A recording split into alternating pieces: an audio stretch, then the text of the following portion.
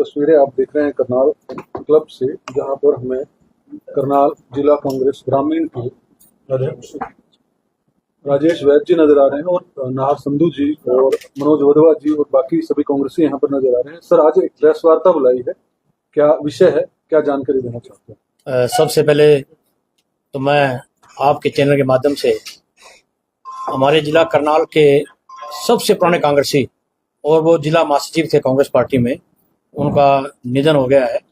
तो मैं सबसे पहले पार्टी तरफ से अपने श्रद्धा सुमन में नारी शक्ति बंधन अधिनियम लेकर आई बीजेपी पार्टी और सभी दलों ने दलगत राजनीति से ऊपर उठकर उसका स्वागत किया और सब ने सर्वसम्मति से महिला जो विधेयक था 33% का आरक्षण जो था वो लागू करने की दिशा में अपना सब ने एक्सेप्ट किया उसको। और मोदी जी ने कहा कि हम इसको 2024 में इसको हम या तो स्वीकार कर लेंगे, और साथ ही उन्होंने कहा कि हम 2027 में सबसे पहले जातीय जनगणना कराएंगे, कास्ट सेंसस होगा, उसके बाद डिलिमिटेशन होगा और डिलिमिटेशन के बाद फिर हम महिला आरक्षण लागू करेंगे। अब ये दो बातें हैं। अब उन्होंने अपना पुराना जो 2023 का बिल था उसको भूल गए वो, और अब 26 में एक नया अधिनियम लेके आए। वो क्या था? वो महिला बिल नहीं था, क्योंकि महिला बिल तो ऑलरेडी पास हो चुका है। उन्होंने क्या किया कि जो कास्ट सेंसस की बात करते उसको परे कर दिया और डिलिमिटेशन जो था उसको भी परे कर दिया। भाई, ना हम कास्ट सेंसस कर रहे हैं, ना हम अभी डिलिमिटेशन कर रहे हैं, और हम 2011 की जनगणना के अकॉर्डिंगली हम आरक्षण देंगे।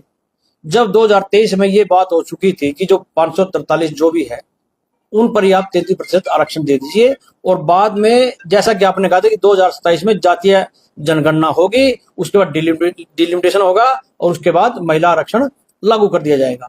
अब वो दोनों चीजों से परे हट गए। और कांग्रेस पार्टी तो आज भी कहती है आप तुरंत करो, तत्काल करो, अभी करो, 543 में करो ना आप। और ये भी पहली बार हुआ हिंदुस्तान में, जब हमारी लड़ाई चल रही थी ना उससे चाइना के साथ 1962 में और 71 में पाकिस्तान के साथ, उस समय भी हमारा सेंसस जो था, जो जनगणना थी वो रुकी नहीं थी। हर 10 साल में जनगणना होती है। ये पहली बार है भारतीय इतिहास में कि जनगणना 5 साल लेट हो चुकी है। उसके लिए इन्होंने 2021 में जनगणना होनी थी, कहा कि चलो कोरोना आ गया, अभी तक नहीं हो पाई, जबकि उसके लिए इन्होंने अलग से भी कर दिया था। तो हमारा ये है सवाल आज आप मीडिया के माध्यम से कि भाई आपको, अगर आप महिला हितैषी हो तो तत्काल आज ही लागू करें जो 2023 का जी। तो 2023 के अंदर जो है लोकसभा और जो विधानसभा है, सब में 33% आरक्षण का ये नियम लागू हो चुका है। और क्या उसमें है? वो तो पास हुआ पड़ा है। अब तो ये क्या कर रहे थे कि उस महिला विधेयक की आड़ में ये क्या कर रहे थे, डिलिमिटेशन का पास करना चाह रहे थे विधेयक। इन्होंने क्या किया कि 3 कॉन्स्टिट्यूशन अमेंडमेंट्स एक साथ ले आए।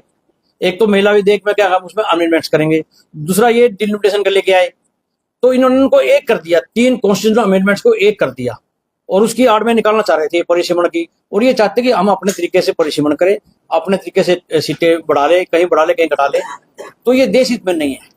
आप कर दीजिए, अगर आप इतने बड़े देशी है तो 33% लागू कर दीजिए, कल से कर दीजिए। आप कैसे कर सकते हैं? बीच में क्यों नहीं हो सकता? जब पास हो पड़ा है, जब एक कानून बन गया, जब महिला कानून बना दिया संसद ने, वो पास हो गया भारी बहुमत से, एक भी विपक्ष में नहीं था, सभी पक्ष में थे। जब पास हुआ पड़ा तो आज लागू कर दो, अभी लागू कर दो।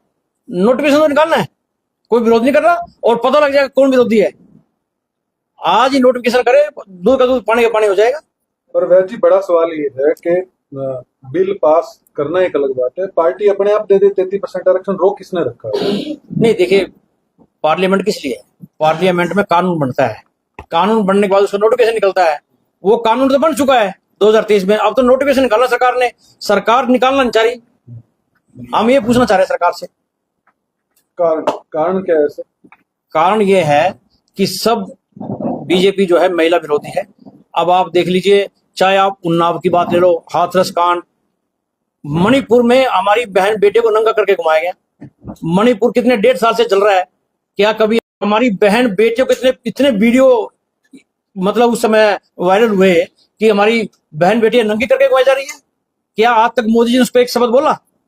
मणिपुर जल रहा है तो क्या वो मुस्लिम में, धर्म में और जात पात के जाल में उलझाकर अपना उल्लू सीधा करना चाहते हैं? इनको सिर्फ और सिर्फ सत्ता चाहिए और कुछ नहीं चाहिए इनको, देश से कोई मतलब नहीं है। आज देश की हालत क्या है पूरे वर्ल्ड में? आज पूरे वर्ल्ड में एशिया में हम नंबर 1 थे, आज कहाँ खड़े हैं हम लोग? हमारी करेंसी कौन से नंबर पे? 12वें नंबर करेंसी है हमारी आज की डेट में। तो ये सिर्फ और सिर्फ विज्ञापन देने से ये नहीं होगा। आज देखिए पाकिस्तान जैसा छोटा सा देश जिसको हम आतंकवादी देश कहते हैं, आज उसने अपने कितना बड़ा कद बढ़ा लिया। आज जो वर्ल्ड की नंबर 1 पावर है अमेरिका, ईरान, आज वहां समझौता करने जा रहे हैं। भाई अगर कोई लड़ाई झगड़ा हो जाए, पंचायती कौन होता है? पंचायती में ऐसा मजबूत आदमी बनता है, कोई कमजोर आदमी को पंचायती बनाता है? आज पाकिस्तान पंचायती बना बैठा वहां पर, उनका निपटारा करा रहा है और हम ऐसे अगल बगल झाँक रहे हैं। आज हमारी करेंसी धाराशाही पड़ी है। आप देखिए पौंड 129, डॉलर 99, कहाँ पहुंचे हम? तो हर चीज में तो हमारा उतार है। आप उसकी बात कर लीजिए, वर्ल्ड में इसकी पासपोर्ट की वैल्यू देख लीजिए कहाँ पर है। आपके हिसाब से भारत से मजबूत पाकिस्तान हो गया?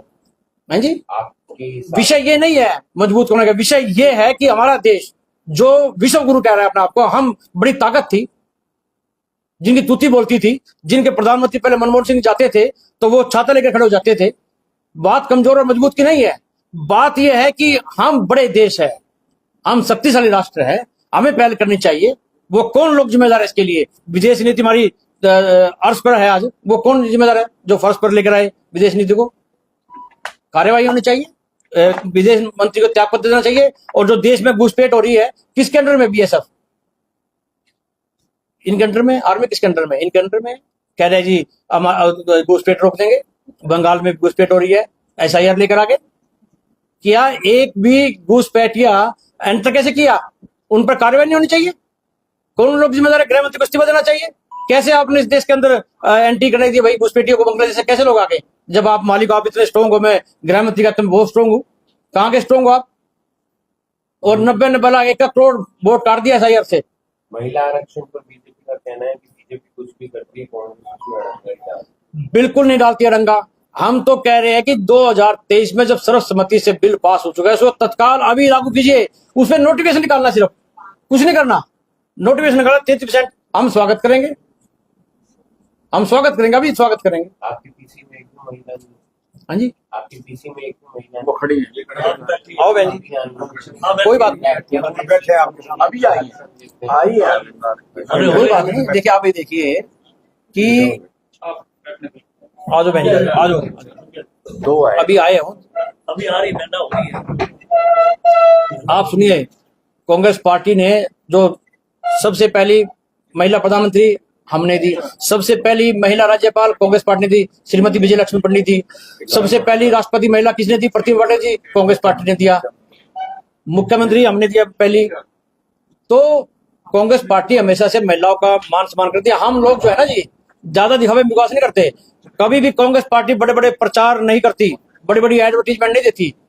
हमारे जो प्रधानमंत्री है ना, वो काम करते थे, वो फोटो उतराते थे, सैर सपाटा, उधर पहलगाम में हमला हो रहा है, हमारे सैनिक शहीद हो रहे हैं, और उधर Modi ji Jim Corbett park में फिल्म बना रहे हैं। तो कभी हमने ऐसा किया क्या? अरे ये देश, शिवराज पाटिल जी हमारे होम मंत्री थे, होम मिनिस्टर तो समय, और उन्होंने, विपक्ष ने कहा कि ना पहले सुबह दूसरा कपड़ा डाला था, अभी दूसरे कपड़े डाले हुए, उस पर रिजाइन हो गया था कपड़े डालने पर हमारे होम मिनिस्टर का। लेकिन आज पहलगाम में शहीद हुए, पुलवामा में शहीद हुए, क्या होम मिनिस्टर का कोई रिजाइन आया? क्या ये लोग आज नैतिकता भूल गई है? कोई देता है रिजाइन? हमारे समय में अगर कोई रेल दुर्घटना होती थी तो रेल मंत्री इस्तीफा दे देते थे। आज कहाँ गया कल्चर? या पूछिए बीजेपी के लोगों से कि नैतिकता कहाँ खो गई? बातें करने से कुछ नहीं होगा, प्रैक्टिकली करके दिखाओ।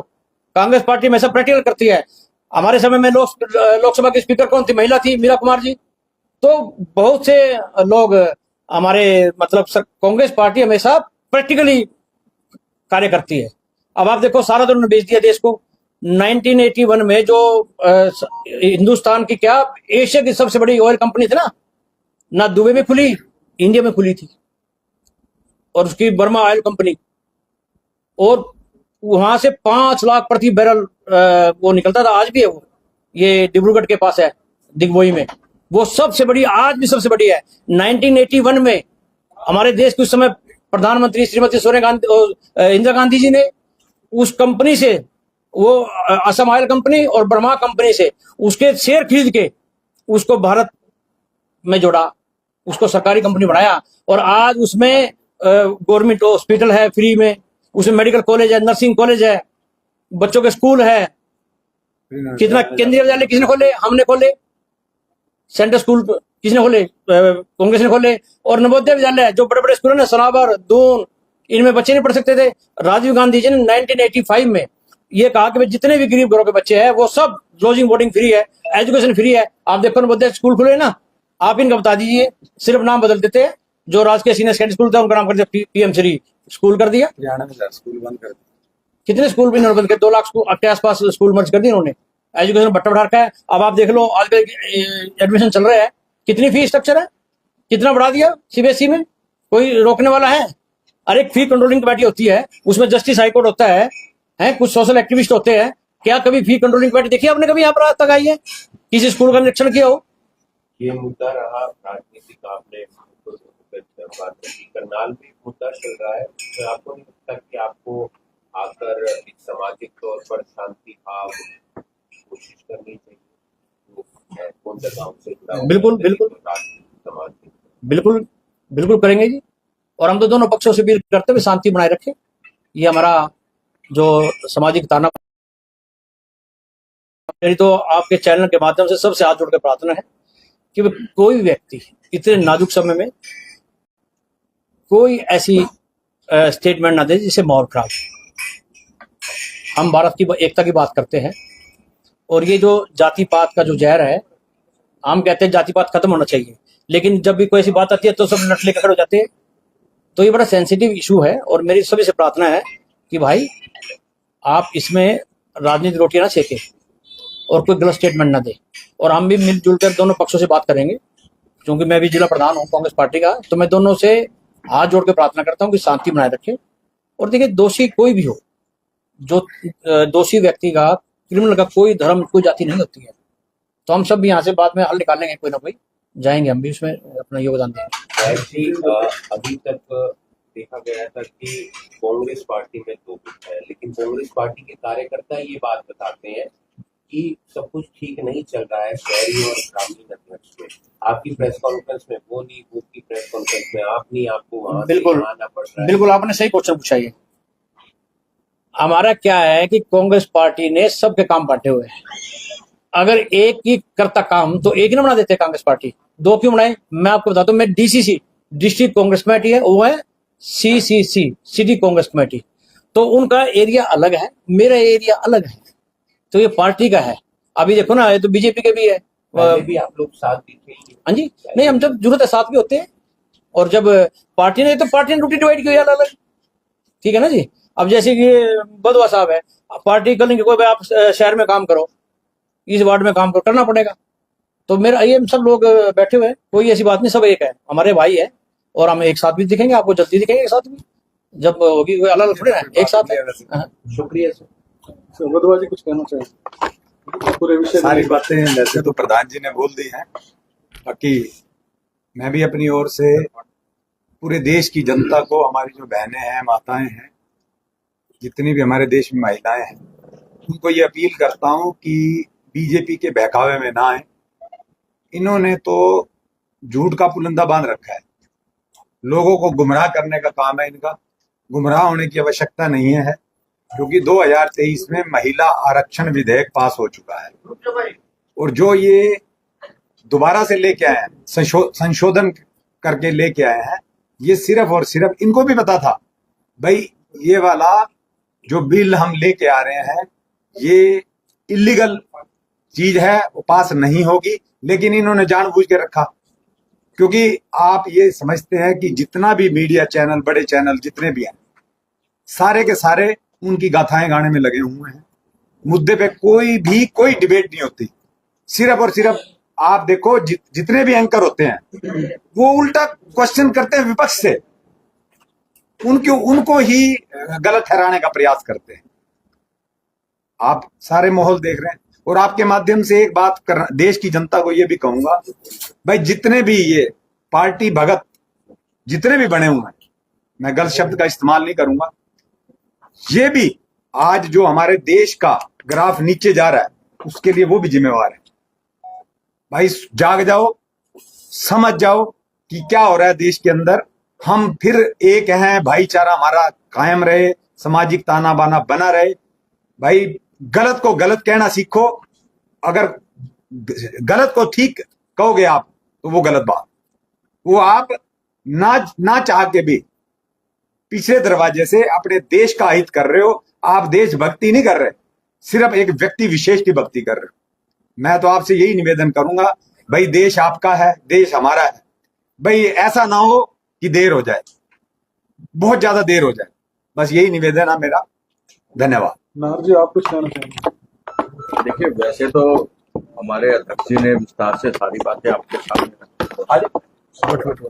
महिला आरक्षण बिल के ऊपर भी इन्होंने विस्तार से सारी बातें आपके सामने जोड़ के रखी, और देश की परिस्थितियां जो आज की हैं उसके बारे में भी टोटल बातें अध्यक्ष जी ने आपके सामने रख दी। तो मेरा भी उसी बात को आगे बढ़ाते हुए यही मेरा मानना है कि जो बीजेपी सरकार है सेंटर की, वो जिस तरह के मुद्दे लेके और देश को गुमराह करने की जो कोशिश कर रहे हैं, हमारी महिलाओं को जो गुमराह करने की कोशिश कर रहे हैं, आज देश का हर एक नागरिक जागरूक है। उनको पता है कि देश में क्या हो रहा है, क्या नहीं हो रहा है। अभी वधवा जी ने जो बात कही है कि उनको पता था कि ये बिल पास नहीं होगा, सिर्फ पश्चिमी बंगाल के इलेक्शन को लेके फायदा लेने के लिए वो ये बिल लेके आए थे कि बिल पास होगा तब भी हमारी वाई। उनको पता था पास नहीं होगा, नहीं पास होगा तो हम इसमें कांग्रेस पार्टी और कांग्रेस पार्टी के जितने भी सहयोगी दल हैं उनके ऊपर इस तरह का इल्जाम लगा के अब वोट का जो वोट की जो मुहिम है वो अपनी तरफ करने की कोशिश करेंगे। लेकिन जनता जागरूक है, समझ चुकी है, पढ़ी लिखी जनता है, वो उनके बहकावे में नहीं आई और नहीं आएंगी।